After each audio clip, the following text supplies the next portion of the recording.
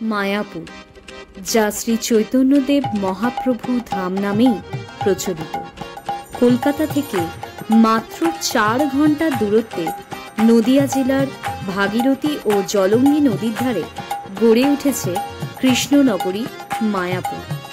পৃথিবীর বিভিন্ন প্রান্ত থেকে কৃষ্ণ ভক্তরা এই বৈষ্ণব ধামে এসে পৌঁছায়।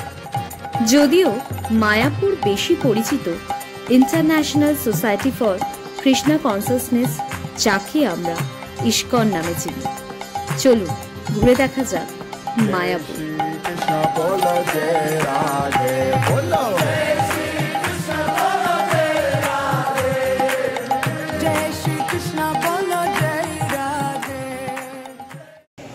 Hello everyone, welcome back to our channel the wolf and panda. অনেকদিন পর চলে এসেছি একটা নতুন বড় ভিডিও নিয়ে। আর এখন আমরা রয়েছি কৃষ্ণনগরী মায়াপুরে। আর এখানে কবে এসছি, কি করছি, কি দেখছি, সেটার জন্যই এই পুরো ব্লগটা। তাই প্রথম থেকে শেষ অবধি দেখো, আর ভিডিও শেষে জানাতে ভুলো না যে কেমন লাগলো। চলো প্রথম থেকে শুরু করা যাক।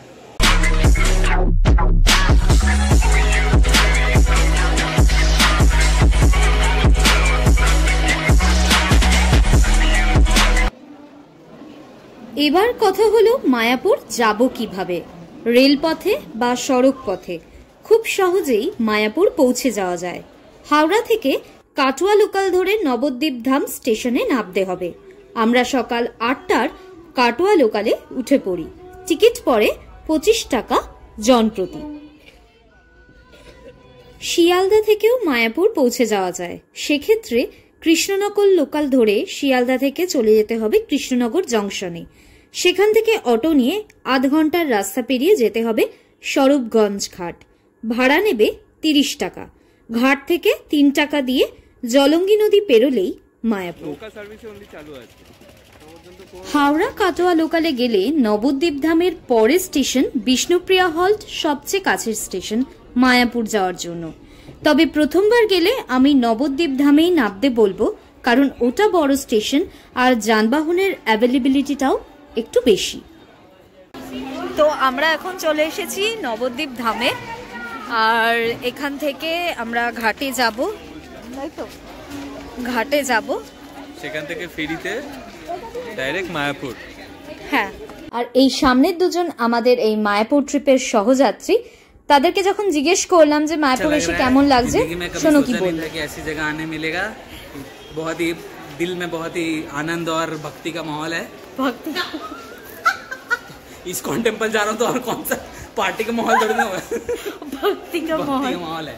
एनीवे, আমরা এখন যাচ্ছি টোটো বা অটো দেখতে, যে এখান থেকে ঘাটে যাওয়ার জন্য। তো দেখা যাক, এখন 10:45 বাজে। আর আমাদেরকে তাড়াতাড়ি পৌঁছাতে হবে।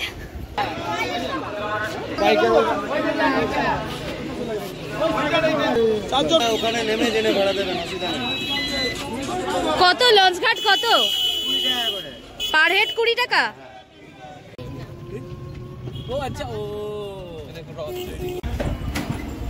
তো আমরা এসেই পড়েছি ঘাটে। আমাদের টোটোওয়ালা এমন একটা জায়গায় দাঁড় করিয়ে দিয়েছে, তোমাদেরকে হেঁটেই যেতে হচ্ছে। আমাদের সবার মোটামুটি মাথা গরম রয়েছে। তোমার কিছু বক্তব্য আছে এই বিষয়ে? না, মানে অনেকদিন পর আসছি তো মুরগি করছে আর কি লোকজন। হ্যাঁ, চেষ্টা করছে কন্টিনিউ। ভালো ভিড় হয়েছে উইকেন্ড। হুলোর ঘাট বলে অনেকে, আবার অনেকে নবদ্বীপ ফেরিঘাটও বলে, আবার হুলোর ঘাটও বলে। তো এখান থেকে আমরা লঞ্চ নেব, নিয়ে যাব, দেখি টিকিট ভাড়া কত পড়ে। এটা হচ্ছে লঞ্চের লাইন, যেটা 10 টাকা করে। এটা হচ্ছে নৌকার লাইন, যেটা 5 টাকা করে জনপ্রতি। টিকিটটা নিয়ে টিকিট আমরা নিয়ে নিয়েছি, ঠিক আছে? এবার চলো। এ তো দেখছি প্রচন্ড ভিড়, আজকে শুক্রবার, তাও দেখছি প্রচন্ড ভিড়।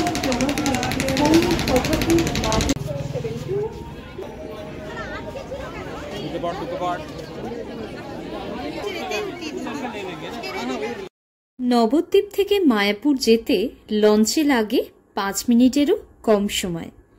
তবে মজার ব্যাপার হলো এখানে হুগলি নদী আর জলঙ্গি নদী দুটো নদীর সঙ্গমস্থল, আর দুটো নদীর জলের রং সম্পূর্ণ আলাদা। জলঙ্গি নদীর কালো জল গঙ্গার জলে এসে মিশেছে। দেখতে দেখতে আমরা পৌঁছে যাই মায়াপুর ফেরিঘাটে। এখানে একটা কথা বলি, তোমরা কিন্তু কেউ টিকিটগুলোকে ফেলে দিও না, কারণ বেরোনোর সময় কিন্তু টিকিট চেকিং হয়। ভেবে গেছি এখানে মায়াপুরের ঘাটে, আর এখান থেকে মন্দির নিয়ার অ্যাবাউট 1.5 থেকে 2 কিলোমিটার। তো এখান থেকে টোটো যায়, বাসও যায়, তো হেঁটেও যাওয়া যায়, মানে হাতে সময় থাকলে হেঁটে চলে যাওয়া যায়। কিন্তু এখন রোদ ভালো উঠে গেছে, তো মনে হচ্ছে না আমরা হেঁটে যাব। দেখি, আমরা ভাবছি টোটো নেব, তো টোটোর খোঁজ করি। ইস্কন যাব, 4 জন আছি। হ্যাঁ, রিজার্ভ কেন? 10 টাকা করে তো। 20 টাকা করে পারে ভাড়া দিয়ে যাচ্ছি আপাতত, কিন্তু মন্দিরের ভেতরে ঢোকাবে না, বাইরে ছেড়ে দেবে।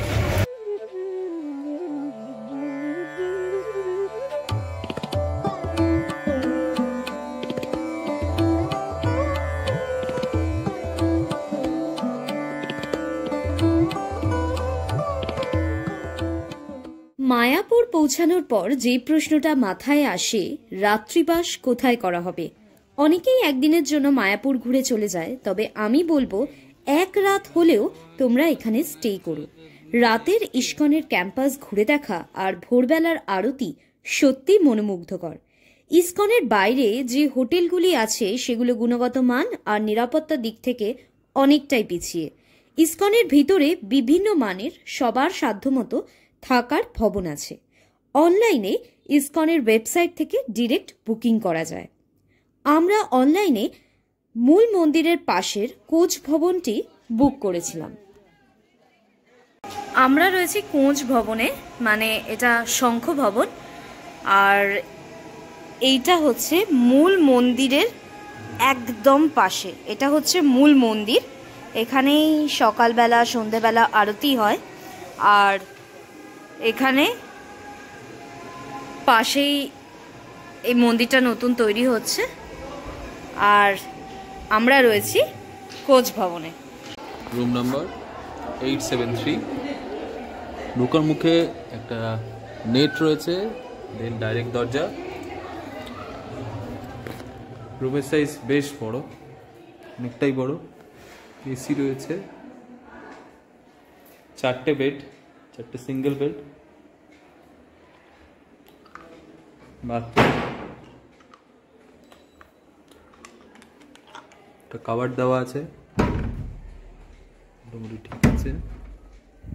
ঘরে লাইটের একটু অভাব, বাকি সব ঠিকঠাকই আছে। কোচ ভবনে আমাদের এই 4 বেডেড রুমটি পড়েছিল 4,900 ইনক্লুসিভ অফ অল ট্যাক্সেস।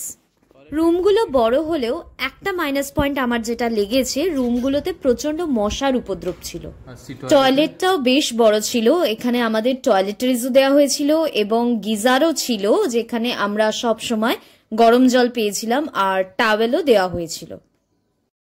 আর তার সাথে এখানে রাখা ছিল শ্রী ভগবদ গীতা, যেটা বাংলা আর হিন্দি দুটো ভাষাতেই ছিল। আর এই ইস্কনের কেন্দ্রবিন্দুতে নির্মিত হচ্ছে টেম্পল অফ ভেদিক প্ল্যানেটোরিয়াম, পৃথিবীর মধ্যে সবচেয়ে বড় মন্দির, যার উচ্চতা 380 ফিট। এই মন্দিরের নির্মাণ কাজ 2010 থেকে শুরু হয়েছিল, কিন্তু কোভিডের কারণে কাজ এখনো সম্পূর্ণ হয়নি। এই মন্দিরটি শ্রীল প্রভুপাদের স্বপ্নের মন্দির। সম্প্রতি 29শে ফেব্রুয়ারি থেকে 2রা মার্চ নৃসিংহদেবের মন্দিরটি উদ্বোধন হবে এই প্ল্যানেটোরিয়ামের মধ্যে। ওয়ার্ল্ডের সবচেয়ে বড় মন্দির যে আমাদের পশ্চিমবঙ্গে গড়ে উঠছে, এটা সত্যিই গর্বের বিষয়।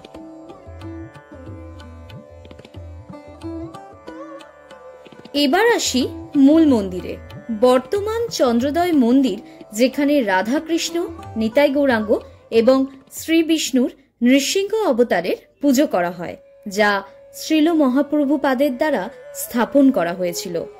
এই মন্দিরে জুতো, bag, mobile, electronic gadgets strictly বারণ। শালীন জামা কাপড় এবং মহিলাদের চুল বেঁধে ঢুকতে হয়। এইখানে তোমরা মূল মন্দিরে যাওয়ার জন্য যে সমস্ত জিনিসপত্র রাখার এখানে জায়গা আছে, এটা তোমার এইদিকে হচ্ছে গিয়ে মূল মন্দির, কোচ ভবন, মূল মন্দির, আর ঠিক তার আগে এইখানে হচ্ছে তোমার জুতো রাখার জায়গা, জুতো এবং বিভিন্ন সামগ্রী বিনা পয়সায়। ইস্কন মন্দিরে প্রত্যেক দিন দুবেলা করে ভোগ প্রসাদ বিতরণ করা হয়। মূল গেট দিয়ে ঢোকার পরেই ডান হাতে বিভিন্ন ভবনের ভোগ প্রসাদের কুপনের কাউন্টার আছে। দুপুর 12টা থেকে ভোগ বিতরণ শুরু হয়ে যায় এবং প্রচুর ভিড় হয়, তাই চেষ্টা করবেন ওখানে পৌঁছেই 11টার মধ্যে আপনার পছন্দ মতো কুপন সংগ্রহ করে নিতে। তোমাদের কাছে একটা ছোট্ট অনুরোধ আছে, যদি এই ভিডিওটা ভালো লেগে থাকে তাহলে প্লিজ লাইক আর শেয়ার করে দিও, আর নতুন যে বন্ধুরা তারা সাবস্ক্রাইব করে দিও, কারণ তোমাদের একটা লাইক, একটা সাবস্ক্রিপশন কিন্তু আমাদের কাছে অনেকটা ম্যাটার করে এবং অনেক মোটিভেশন দেয়। আমরা গদা ভবনের কাউন্টার থেকে 80 টাকার কুপন সংগ্রহ করেছিলাম। দুপুর 1টার সময় আমরা এসে পৌঁছালাম গদা ভবনের সামনে। এখানেও জুতো খুলে প্রবেশ করতে হয় এবং বিনামূল্যে জুতো, ব্যাগ রাখার ব্যবস্থা আছে। ভোগ খাওয়ার জন্য অনেক লাইন হয়ে যায়, তবে বেশিক্ষণ সময় লাগে না।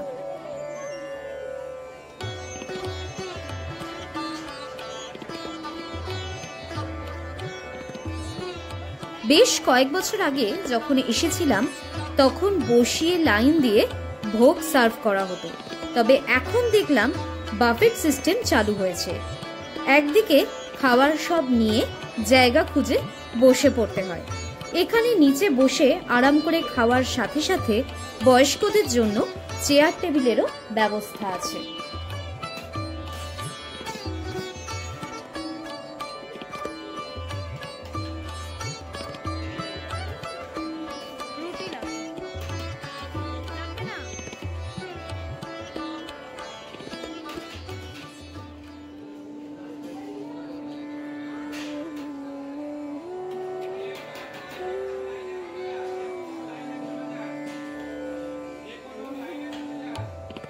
তবে ভাত, ডাল ও একটি সবজির তরকারি আবার চাইলে পাওয়া যাবে, তার জন্য আলাদা একটি পরিবেশনের জায়গা করা আছে।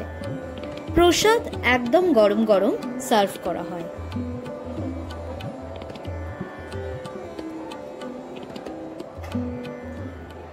তো আমরা এখন প্রসাদ গ্রহণ করলাম গদা ভবন থেকে, আর ভালো মন্দ সেরমভাবে বলছি না, তবে টেস্টটা একটু বেটার হতে পারতো, তাহলে ভালো লাগতো। এনিওয়ে আমরা এখন যাচ্ছি রুমে, কিছুক্ষণ রেস্ট নেব আর তারপর বিকালবেলা বেরোবো। যদি ভোগের কুপন না পাওয়া যায় তবে ইস্কন ক্যাম্পাসের মধ্যেই গোবিন্দাস বলে একটি রেস্টুরেন্ট আছে, যেখানে দারুণ খাবার দাবার পাওয়া যায়, স্পেশালি পনিরের আইটেম, পিৎজা, সব রকম। তবে দামটা একটু বেশি। এখানে ব্রেকফাস্ট, লাঞ্চ, ডিনার 3 সময়ই গোবিন্দাসে খাওয়া যায়। শঙ্খ ভবন থেকে একটু এগিয়ে গেলেই গোবিন্দাস পড়বে। এখানে south Indian, north Indian, Italian, Chinese, ডাল ভাত সবকিছু পাওয়া যায়। এদের ভ্যারাইটিটাও বেশি আর কোয়ান্টিটিতেও বেশ অনেকটাই দেয়। আমরা ডিনারে নিয়েছিলাম ভেজ পোলাও, বাটার নান, মালাই কোফতা, আর একটা পনিরের আইটেম ছিল, আর আমাদের টোটাল খরচা পড়েছিল 683 টাকা। পরের দিন ব্রেকফাস্টেও আমরা ধোসা নিয়েছিলাম, এখান থেকেই আমরা ব্রেকফাস্ট করেছিলাম। এছাড়াও গোশালার দিকে যেতে অন্নদান ভবন পড়বে, যেখানে খিচুড়ি প্রসাদ বিনামূল্যে বিতরণ করা হয়। অন্নদান কমপ্লেক্স এখানে ফ্রি প্রসাদ দেয়, আর প্রতিদিন 4 বার প্রসাদ দেয়। আচ্ছা, সকাল 9টায়, দুপুর 12টায়, বিকাল 4টায় আর সন্ধ্যা 7টায়। আচ্ছা, শুধু লাইনে এরকম দাঁড়াতে হয়, লাইনে দাঁড়াতে মানে এর জন্য কোনো ইয়ে লাগে না, অনুদান লাগে না?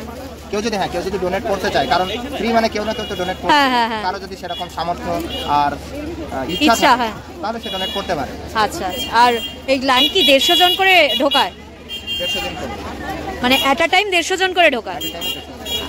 ধন্যবাদ, হরে কৃষ্ণ। যাচ্ছি হচ্ছে গোশালার দিকে, এখান থেকে টোটো করেও যাওয়া যায়, কিন্তু টোটোর বদলে আমরা ব্রেকফাস্ট একটু হাঁটাচলা করেই পছন্দ করছিলাম। টোটোর ভাড়া ইন জেনারেল বলছি 10 টাকা করে পার হেড। 10 টাকা পার হেড? হ্যাঁ, পার হেড 10 টাকা। কিন্তু এখানে বেশ গ্রামের মধ্যে দিয়ে রাস্তা দিয়ে যেতে বেশ ভালোই লাগছে। চলো গোশালায় যাই, দেখি। আমি আগে যখন এসেছিলাম তখন আমি গোশালায় যাইনি, এটা আমার ফার্স্ট টাইম আমরা গরু দেখতে চলেছি। ফার্স্ট টাইম গরু দেখছি নাকি? গোমাতা শুনেছি অনেক বড় বড় গরু রয়েছে, আর অ্যাট্রাকশন মেন যেটা সেটা হচ্ছে লস্যি। ওখানে বেশ ভালো লস্যি, রাবড়ি, ক্ষীর এসব পাওয়া যায়, সেটা ট্রাই করার ইচ্ছা আছে।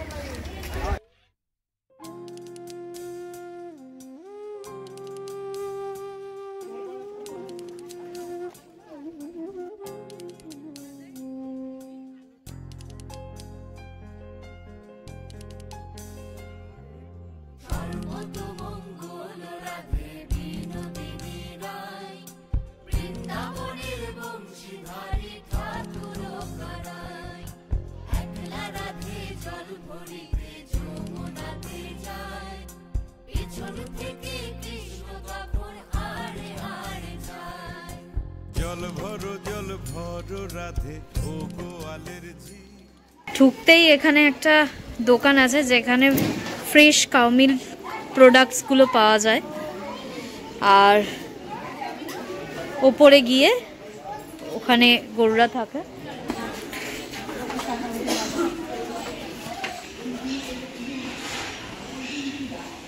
এইখানে সমস্ত গরুরা থাকে, কিন্তু এখন তো নেই, ফাঁকা।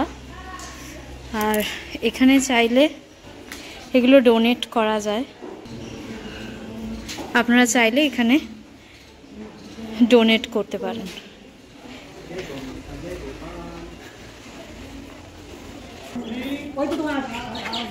এইখানে শিংটা দেখো জাস্ট, ওয়াও, বিশাল বড় শিং। এটা মনে হচ্ছে পুরো বাইকের হ্যান্ডেল। পছন্দ হয়নি কতটা। কিচ্ছু করবো না, চোখ মেরে দেবে।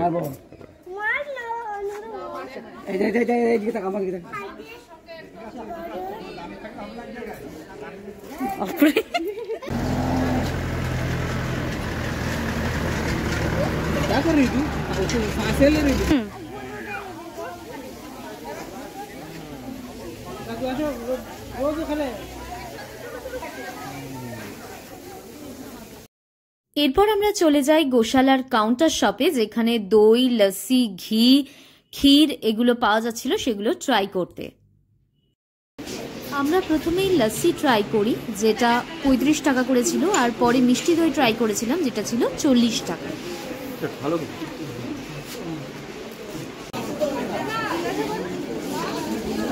কেমন, ঠিকঠাক রিভিউ দে। ভালো খেতে, এটা কলকাতার এই শক্ত দইয়ের মতন না, নরম দই, ফ্রেশ একদম, আর ভীষণ মিষ্টিও নয়, ভালো খেতে। গোশালা থেকে বেরিয়েই আমরা এগিয়ে যাই ইসকনের প্রতিষ্ঠাতা শ্রীল প্রভুপাদজির সমাধি মন্দিরে। ভিতরে ক্যামেরা, ব্যাগ, জুতো নিয়ে যাওয়া যায় না, তাই সামনের কাউন্টারে নিমিত্ত চার্জ দিয়ে আমরা জিনিসগুলো জমা করে দিই। এই সমাধি মন্দিরটির উপরে রয়েছে একটি মিউজিয়াম, 15 টাকা মূল্যের টিকিট ভেতরেই পাওয়া যায়। এই মন্দিরটির ভিতরে শ্রীল প্রভুপাদজির একটি মূর্তিকে নিত্য পুজো করা হয়, আর মন্দিরের দেওয়ালে তার জীবন সংগ্রামের ছবি আঁকা আছে। এই মন্দিরটি দর্শনার্থীদের জন্য 7:30 থেকে 1টা অবধি এবং বিকেল 3:30 থেকে 8:30 পর্যন্ত খোলা থাকে। বিকেলবেলা হঠাৎ বাইরে শোরগোল শুনে বেরিয়ে দেখি রাধা মাধব স্বয়ং মন্দিরের থেকে বাইরে বেরিয়ে এসেছেন। রাধা মাধবকে নিয়ে গুরু পূর্ণিমা থেকে দোল পূর্ণিমা অবধি প্রতি শনিবার হাতি পরিক্রমা করানো হয়। গরুর গাড়িতে সামনে থাকে নিতাই গৌরাঙ্গ এবং পেছনে হাতিতে থাকে স্বয়ং রাধা মাধব।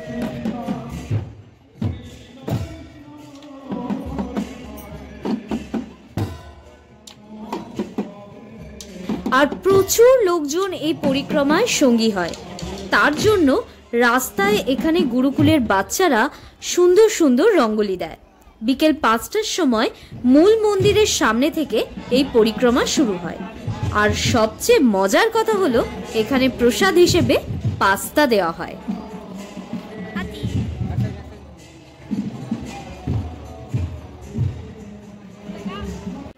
সন্ধেবেলা আমরা হাঁটতে হাঁটতে চলে যাই ইসকন ডোম থিয়েটারের সামনে। এটা নতুন হয়েছে। গোবিন্দাস থেকে একটু সোজা এগিয়ে গেলেই পড়বে এই থিয়েটার। এখানে 360 ডিগ্রি শো হয় সমুদ্র মন্থন আর 9 স্টেপস অফ ইটারনিটির ওপরে। 20 মিনিটের এই শোটি সকাল 9:30 থেকে শুরু হয় আর 8টা অবধি চলে। আর দুটি শোয়েরই টিকিটের প্রাইস হচ্ছে 40 টাকা করে। এখানে মোবাইল ফটোগ্রাফি বা ভিডিওগ্রাফি নট অ্যালাউড। বাচ্চাদের জন্য এই শোটা বেশ মজাদার, তাই একবার দেখা যেতেই পারে। তোমাদের জন্য রইল এই শোটার কিছু ঝলক। मंथरा पर्वत को मंथने और मंथन तुम्हें आरंभ करने पर एक अति और यौवन से पूर्ण एवं फूल मालाओं से सुसज्जित। তো এবারের মতন আমাদের মায়াপুর ঘোরা শেষ। ভিডিওটা ভালো লাগলে অবশ্যই লাইক, কমেন্ট, শেয়ার আর সাবস্ক্রাইব করতে ভুলবেন না যেন। অবশ্যই সাবস্ক্রাইব করে দিও। চলো দেখা হচ্ছে পরের একটা ভিডিওতে।